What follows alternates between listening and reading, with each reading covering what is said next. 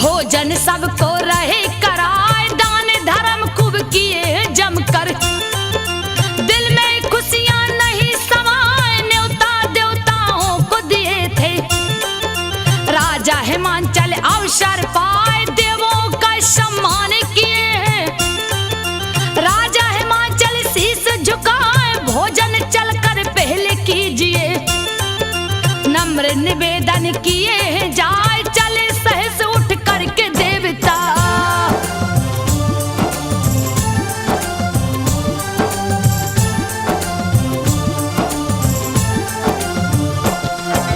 चले सहस उठ करके देवता, करने को भोजन मुस्काए। करके भोजन तृप्त हुए जब, कहने लगे बात समझाए। सुनिए राजन बात हमारी, जरा गौर से ध्यान लगाए। सती हो गई उमा भवानी, तुमसे कथा छुपी है नाय। पुत्री रूप में आपके घर में, जन्म सती लेगी सुख पाए। मैना बनेगी उमा की माता, कहते देवता है समझाए। सुन देवों की बात हिमाचल,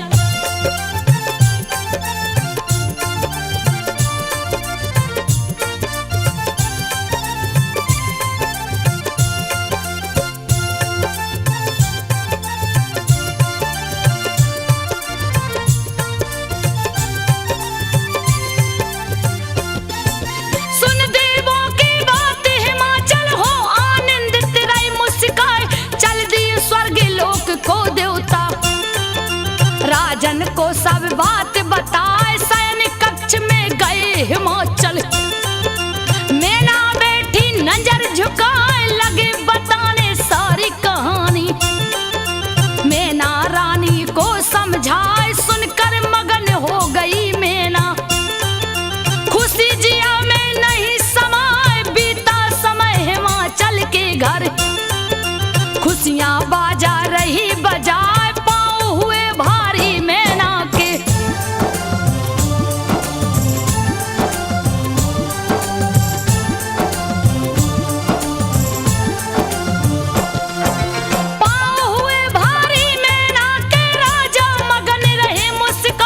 बीता है 9 मास महल में, मैना बनी है माता आए। महल में गूंजी है किलकारी, मैना मगन बेटी जन्माए। खुश है पर्वत राज हिमाचल, दासी रही समाचार सुनाए। दिए उतार कर हारे गले का, नेंग पर दासी रही हर साए। ढोल नगाड़े तासे बजते, मधुर मधुर संगीत सुनाए। मैना की सब सखियां जुट गईं,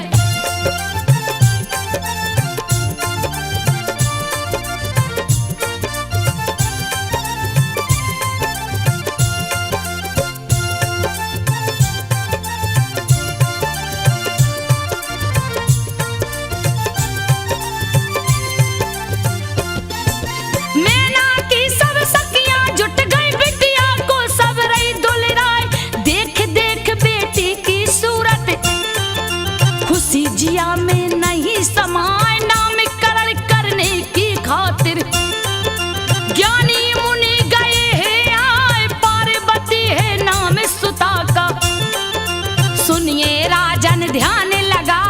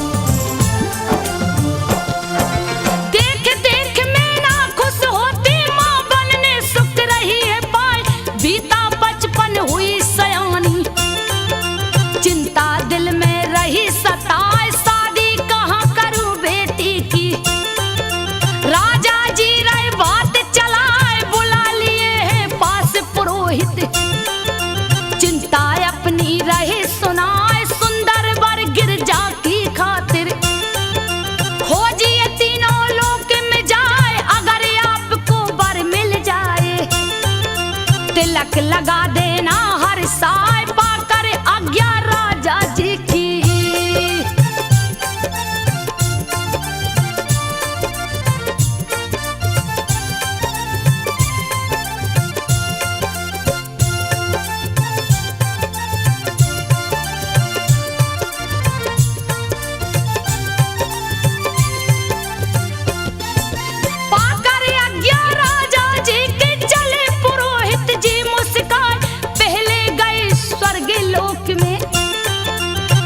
से कहे बात समझाए शादी कर लीजिए गोरा से, सेहरा लीजिए माथ सजाए। सुनकर इंद्र लगे मुस्काने, कहने लगे बात समझाए शिव जी की खातिर गिरजा जी। मैना घर में जन्मी आए चले पुरोहित उठ कर उस दम, अग्नि लोक में गए हैं आए अग्निदेव से लगे बताने।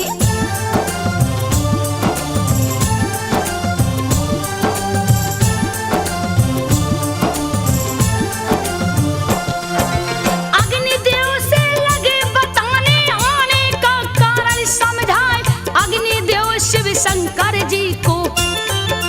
गिरजा का बर रहे बताए गए जहां भी राज पुरोहित, सभी रहे वही बात बताए थक कर वापस महल में आए।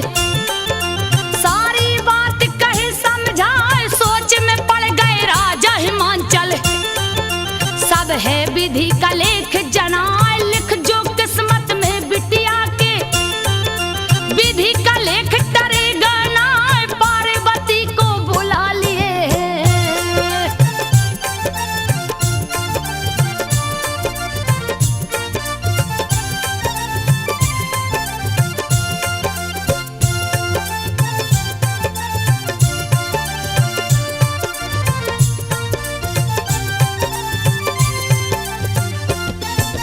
पार्वती को बुला लिए है प्यार से पास लिए बैठा, सारी कथा बताए हंसकर।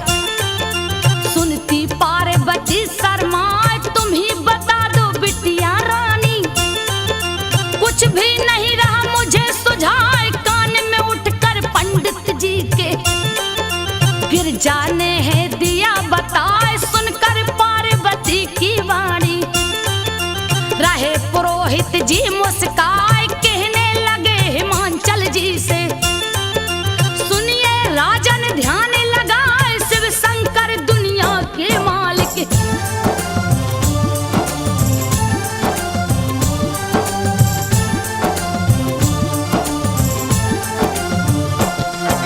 शिव शंकर दुनिया के मालिक बर गिरजा के रहे जनाए, इच्छा है यही पार्वती की, यही नाम वो रही बताए। राजी हो गए राजा हिमांचल, कहने लगे बात समझाए सुनिए पुरोहित जी अब जाकर शिव को दीजिए तिलक लगाए। चले पुरोहित साथ में नाई कैलाश पर्वत गए हैं आए, बैठे थे जहां ओ घड़दानी।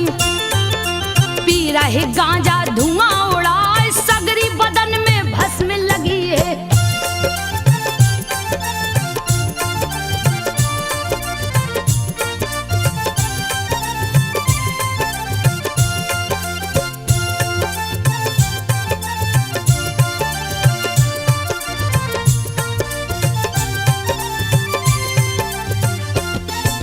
सगरी बदन में भस्म लगी है सावरी सूरत रही सुहाए।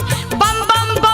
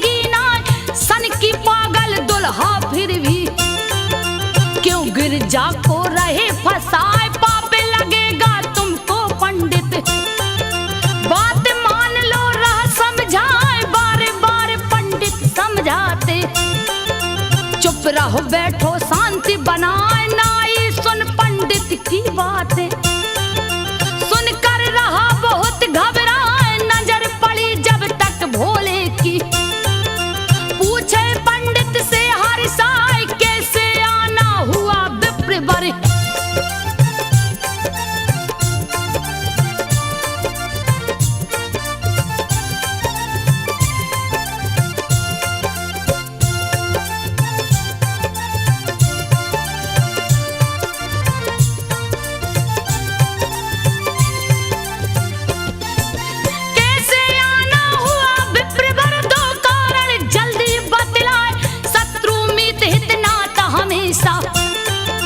बराबरी का ठीक जनाए, कहाँ गिरजा महलों की रानी, मैं कंगाल सुनो ध्यान लगाए, महलों का सुख यहाँ गिरजा को, भला कहाँ से दूंगा लाए, पति बनाकर मुझको गोरा, कोई सुख पाएगी ना, भांग पड़ेगा यहाँ पीसना, भोला बात रही समझाए, चले जाइए पंडित बाबा।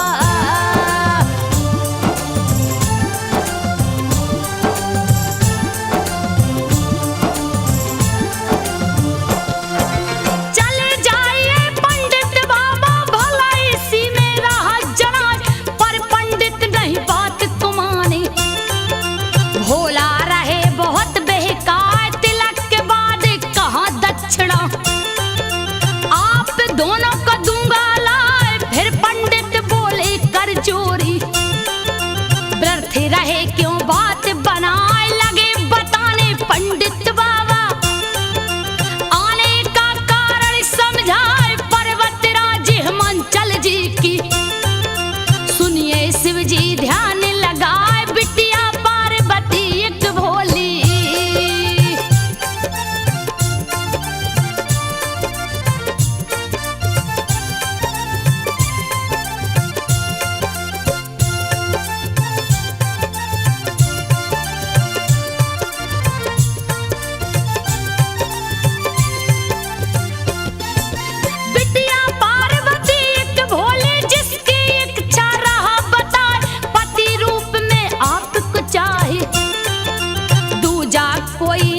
सुझाए करने तिलक आपका स्वामी, आए हैं हम आज्ञा पाए, सुनकर सारी बात महादेव, पंडित से कहते समझाए, बड़े हिमांचल जी राजा है, भारी महल में रहा सुहाए, वो धनवान में निर्धन योगी, रिश्ता हमारा जमे गनाए, वेद पुराण बताते मुनिवर,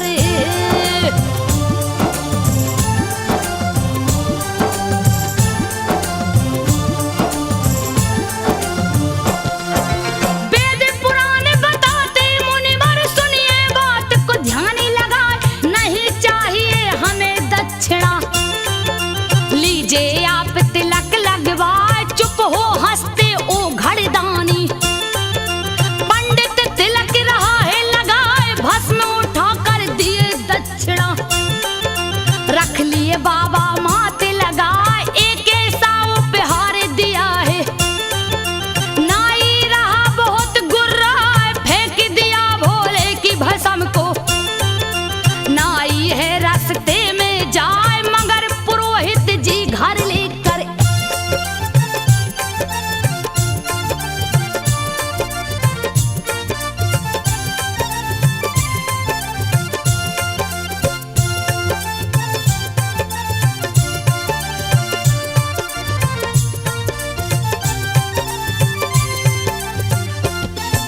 मगर पुरोहित जी घर लेकर रख गए हैं अपने आए, भर गया है घर हीरा मोती से, नौआ देख रहा घबराए, कहाँ से मुद्रा इतनी पा गए, लगा पूछने अर्ज लगाए, बता दिया सब पंडित जी ने, सुनकर नाई रहा गुर्राए, हुआ इसमें भी मेरा हिस्सा, झगड़ा करने लगा ऋषियाए, बात गई राजा के पास है, गए हिमांचल सुन घबराए, एक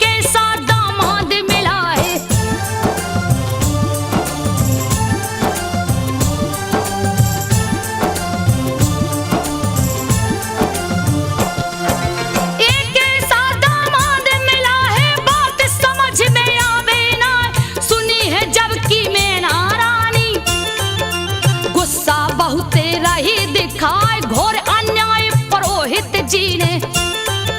पार्वती संग किया बुझाए, मिला भिखारी पति गिरजा को। रोती नैनन आंसू बहाए, इतनी सुंदर बिटिया मोरी। भिखमंगा संग दिया लगाए, 24 घंटा गांजा पीता। झूमता भांग धतूरा खाए, तब तक आए राजा हिमांचल।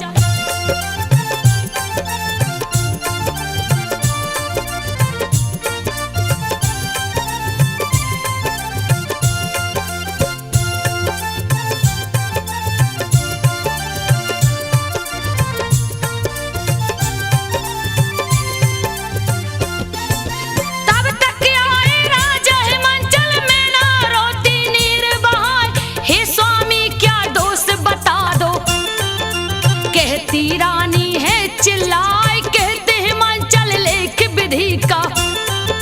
तारे कभी टरेगा ना, बीता समय मधुर बेला का। पत्र दिए राजा भिजवाए, शिव शंकर डमरू वाले को। दिए पुरोहित पत्र ले जाए, पढ़कर पत्र हंसे शिव शंकर। रहे जिया में बोध लगाए, श्रेष्ठ भवन खाने की वस्तुएं।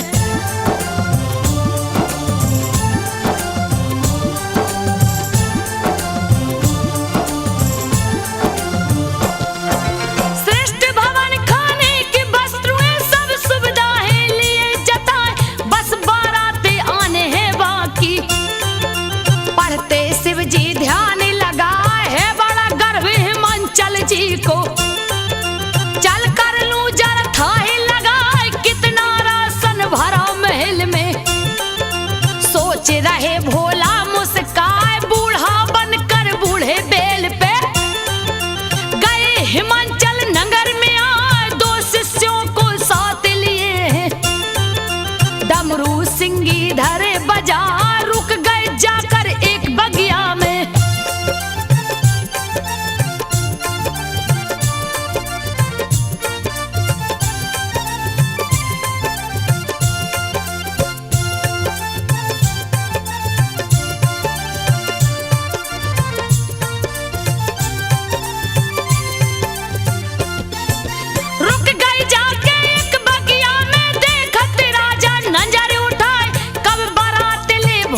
शंकर आएंगे नहीं रहा सुझाए, बहुतों को भेजा राजन ने।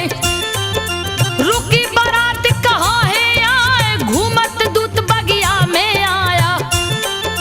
पूछता बाबा से हर साय, कोई बारात आपने देखी। सुनकर बोले शिव मुस्काए, मैं ही हूँ गिरजा का दूल्हा। हम ही बाराती रहे बताए, शिष्य हमारे साथ में 2 हैं।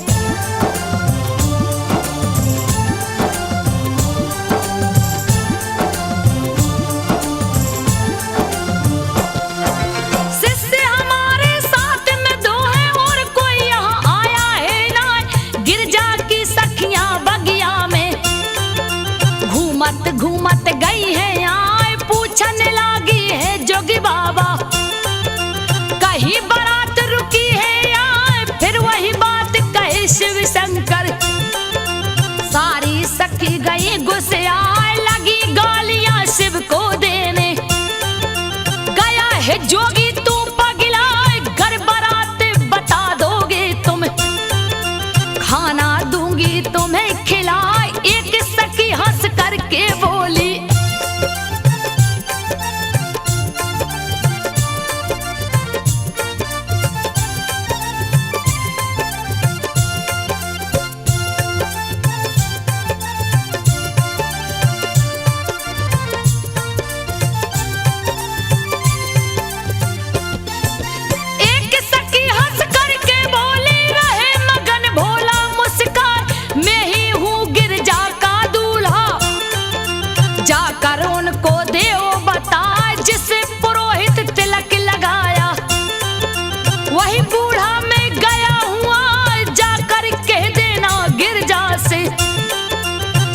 साफ तुम बात चिता लगी पी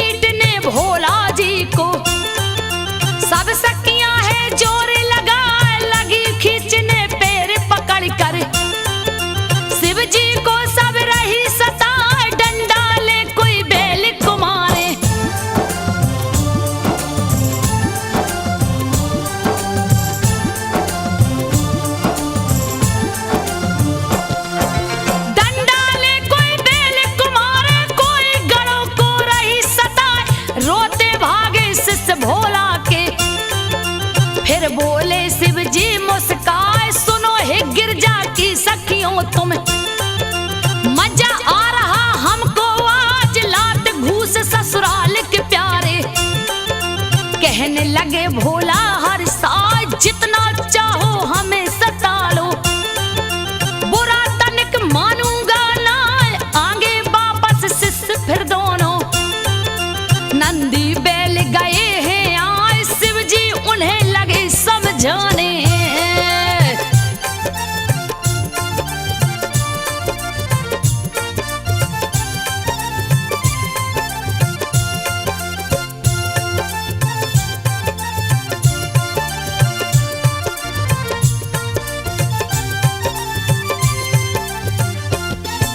शिव जी उन्हें लगे समझाने, सुनिए नंदी ध्यानी लगाए, मजा बड़ा ससुराल में आया। नंदी हंसते पूछ हिलाए, मारे पीट कर सारी सखियां वापस चली है जब हर साल, छोड़ दिए झोला से भोला। भबरा उन्हें लिए दौड़ाए, कोमल तन पे लगे काटने। सखियां भाग रही चिल्लाए, भागी महल में जान बचाकर। विष की पीड़ा सही न जाए, देख उन्हें सब सखियां हंसती।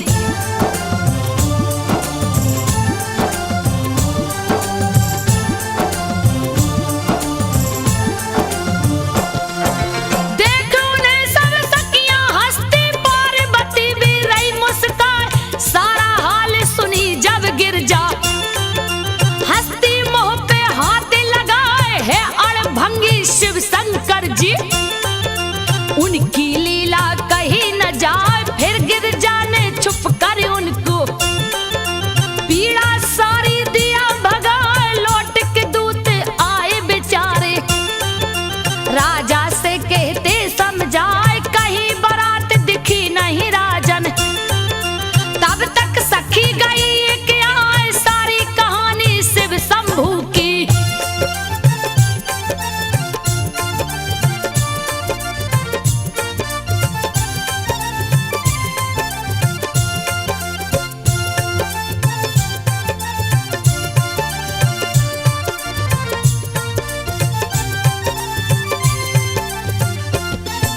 सारी कहानी शिव शंभू की राजा जी से रही बताए। बगिया में एक बूढ़ा जोगी, दो शिष्यों को संग बैठाए, अपने को गिरजा का दूल्हा। हंस हंस करके रहो बताए, सोच गए तब राजा हिमांचल। शिव शंकर है वही बुझाए, बड़े गुड़ी और बड़े सामने। पंडित जी थे रहे बताए, फिर क्यों ऐसा रूप भयानक। शिव जी बना गए हैं आए, किया पुरोहित ने है धोखा।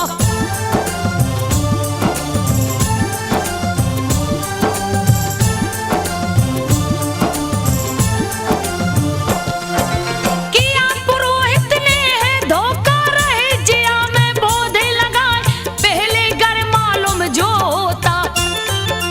ऐसी गलती करता ना, संग भिखारी के अपनी बिटिया। ब्याह के अनुमति देता ना, बातें सुन पति पनवेश्वर की। मैं ना आंसू रही बहाए, देख पिता माता को चिंतित। गिरजा रही बहुत घबराए, एक सखी को पास बुलाकर लिख कर पत्र दिया है थमाए। कहा सखी तुम जल्दी जाकर।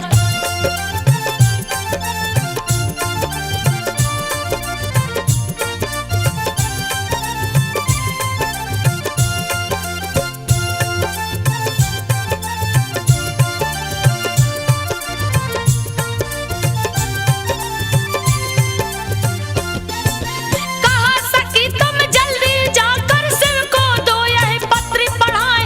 कह देना पार्वती आपकी, आपको दी है पत्र लिखा है शिव शंकर ओ घड़ीदानी। पढ़े उत्तर दीजिए हर साय, पढ़ने लगे हैं पत्र शिव शंभू। पढ़ कर रहे हे देवों के देव महादेव, विनती करूं मैं शीश झुकाए, सब नहीं आपको जान सकेंगे। दीजिए मुझ पर कृपा बरसाए, कामदेव से भी सुंदर तन।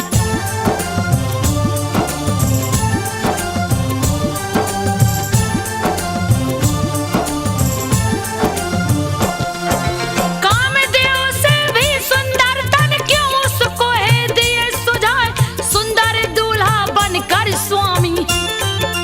अंगना मेरे जाओ आए, रोते पिता मैं ना रोती। आपकी लीला कहीं न जाए, करिए मत परेशान प्रभु जी। करूं प्रार्थना शीश झुकाए, उत्तर दिए प्रभु जी लिख कर। गई सखी है महल में आए, पढ़कर पत्र खुशी हुई गौरा। भोला चले बारात सजाए, बूढ़े बैल पे बैठे बाबा।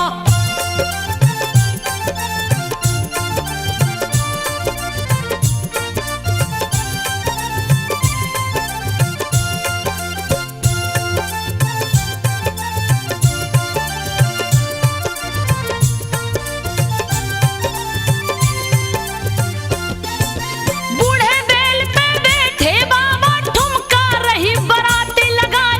झोले में से उघड़ दानी रहे निकाल, बारात दिखाए। बिच्छू ततैया सांप बिसीले, कूद कूद रहे ढोल बजाए। भूत पिशाच देते और निश्चर, शान बारात की रहे बढ़ाए। किसी की एक आंख हुई गायब, फिर भी ठुमका रहे लगाए। किसी की बिल्कुल मुंडी गायब, फिर भी राह खूब दौड़े लगाए। देख बारात प्रजा डर करके,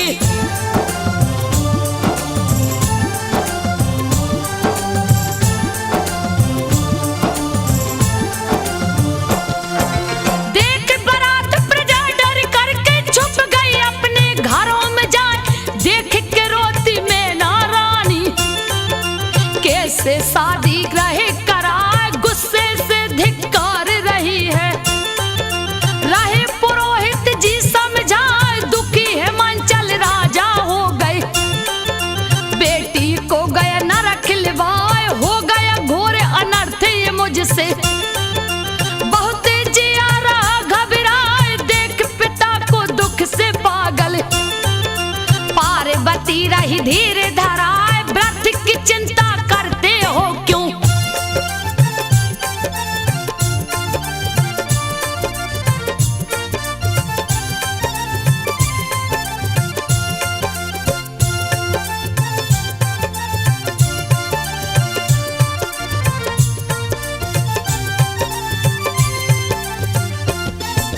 व्रत की चिंता करते हो क्यों। शिव जी लीला रही दिखाए, नहीं लगेगा पाप आपको।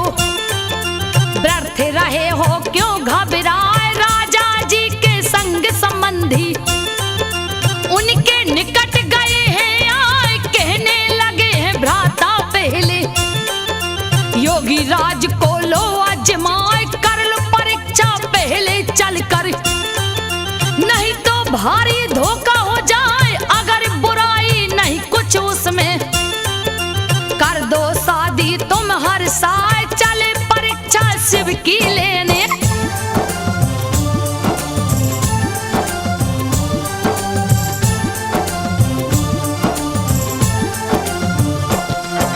चले परीक्षा शिव की लेने। रहो जिया बहुत ही घबराए, शिव के पास पहुंच कर राजा कर प्रणाम को शीश झुकाए। देख ससुर को पास में अपनी, बोले शिव जी बात चिताए। रक्षा करना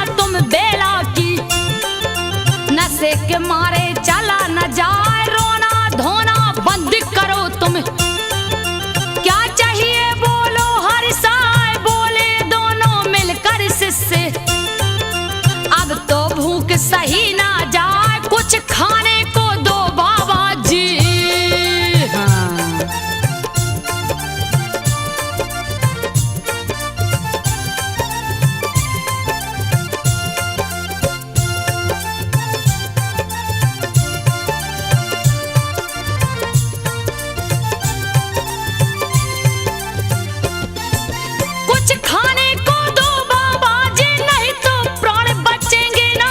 लगे समझाने उनको शंभू, थोड़ी देर लो भूख दबाए, उसके बाद राजा जी तुमको बढ़िया भोजन देंगे लाए। तृप्त हो जाना खाकर प्यारो, व्यर्थ परेशान करो तुम ना।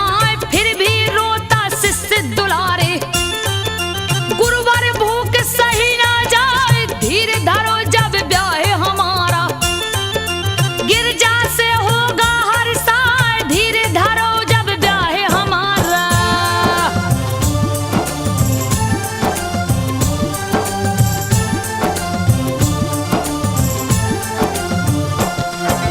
धीर धरो जब ब्याह हमारा, गिरजा से होगा हर साय। बाल को उस पल तुम भी आना, भोजन बढ़िया जाओगे पाए। अभी ब्याह में देर बहुत है, जब तक करिए कोई उपाय। 4 दिनों से हम नहीं खाए, बिन खाए अब चला न जाए। उड़ जाएंगे प्राण पखेरु, अगर नहीं कुछ हुआ उपाय। सुन सारी बात हिमांचल बोले, शिव जी से है बात चिताए। अगर आज्ञा आपकी हो बे, हाँ।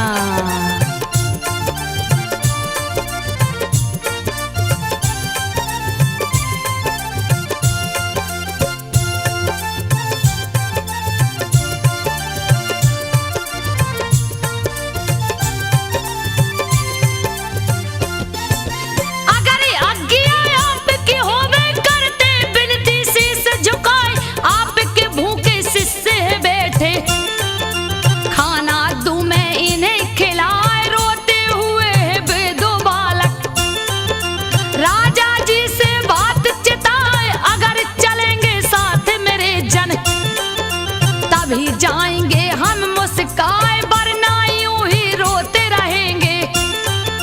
बात को कहते शिष्य चिताए, तब बोले शिव जी है राजन, इनको भोजन दो करवाए। बढ़िया खाना पानी देना,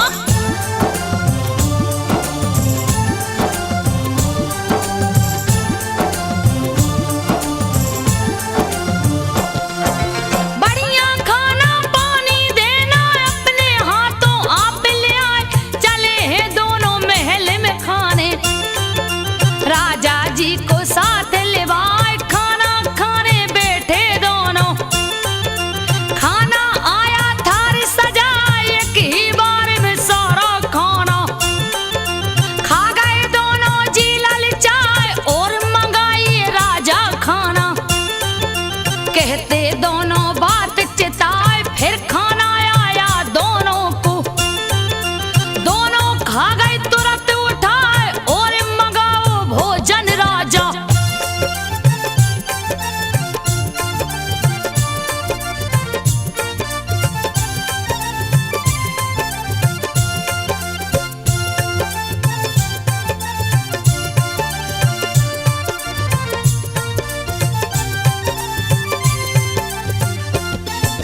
और मंगाओ भोजन राजा, भूखे दोनों रहे चिल्लाए।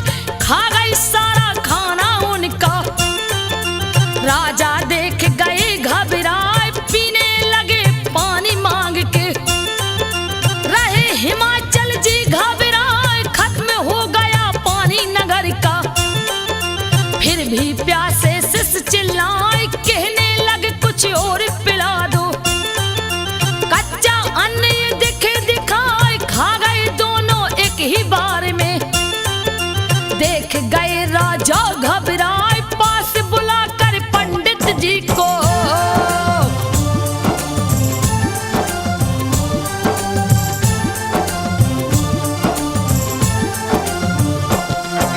पास बुलाकर पंडित जी को लगे पूछने, हे मुनिराज सत्य बता दीजिए तुम मुझको।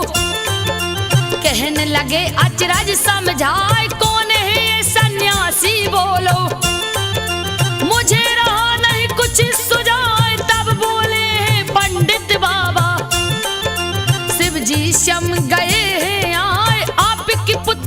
जगदम्बा है। धन्य है आप से जन्माए फिर भी नहीं संतुष्ट हुए हैं। पूछने लगे उमा से जाए बेटी मुझको सत्य बताओ।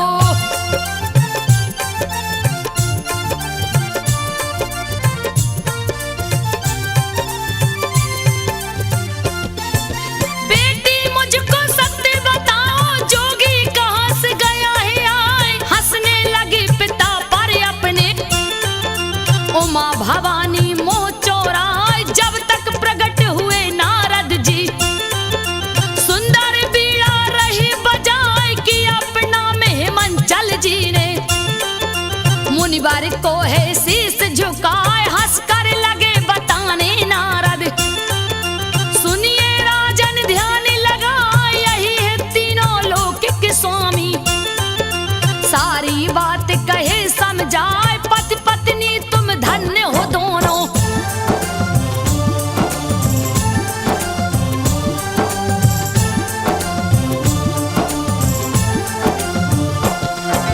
पति पत्नी तुम धन्य हो दोनों दिए सत्य का ज्ञान बताए। आदि शक्ति माँ जगदम्बा है। पार्वती घर आपके आए कृपा आपके ऊपर की है।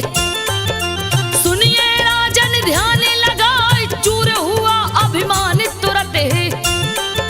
चले है राजा शीश झुकाए पहुंचे वहां जहां शिव शंकर जी। खेल मदारी रही दिखाए हाथ जोड़ कर राजा बोले। हे शिव जी दो दया दिखाए भूल हुई मुझसे बड़ी भारी।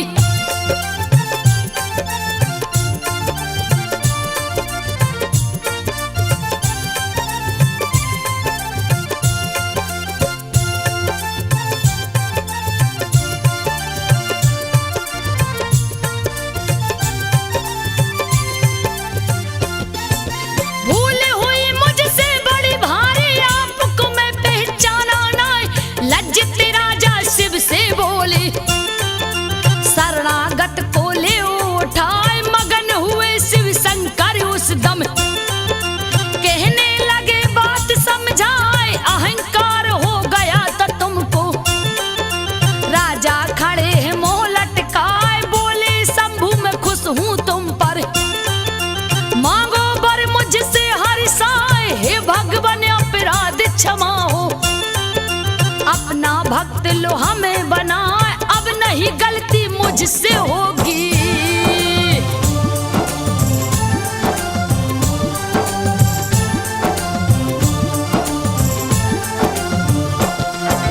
अब नहीं गलती मुझसे होगी गया शरण में आपके यार।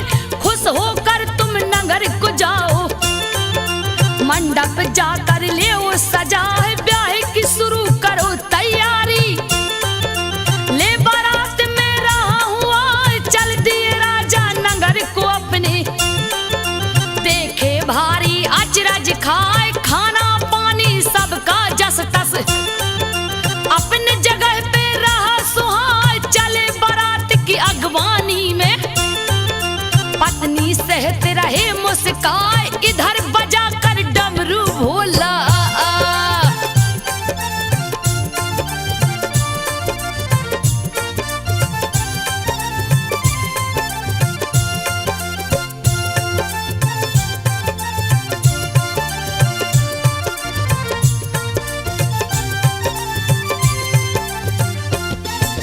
इधर बजा कर डमरू भोला लिए सगरी बारात जुटाए। बन गए भोला सुंदर दूल्हा।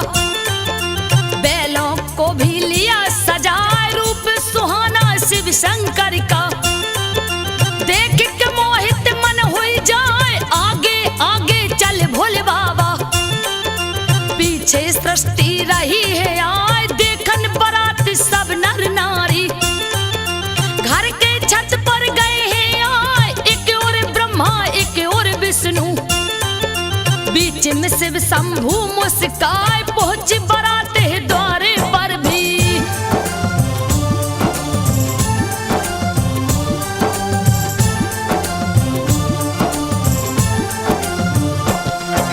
पहुंची द्वारे पर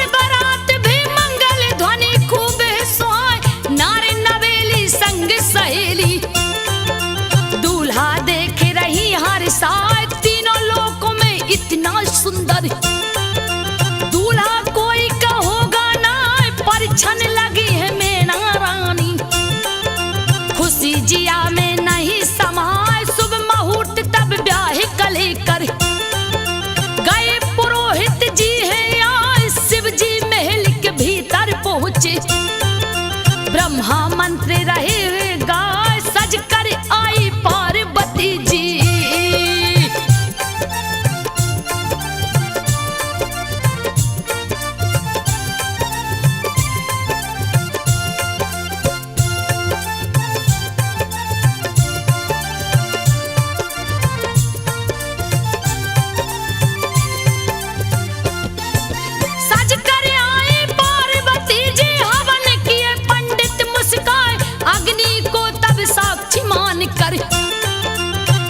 हिमाचल कन्यादान हाथ दिया शिव को गिरजा का। बेला गई सुहानी आज साथ फेर शिव जी के संग में। घूमती पार्वती सुख पाए स्वर्ण सिंहासन पर बैठे हैं। पार्वती संग शिव मुस्काए सिंदूर माथे पे पार्वती के। हंस कर शिव जी दिए लगाए कोहबर घर में गए हैं भोला।